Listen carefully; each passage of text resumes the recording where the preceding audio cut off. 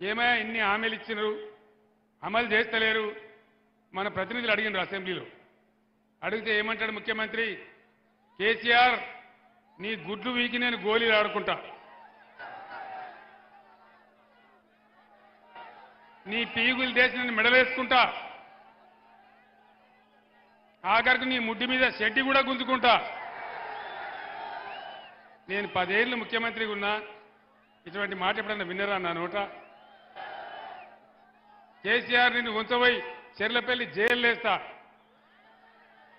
ఈ జైళ్లకు తోకమాటకు నేను భయపడతానా కేసీఆర్ జైళ్లకు భయపడితే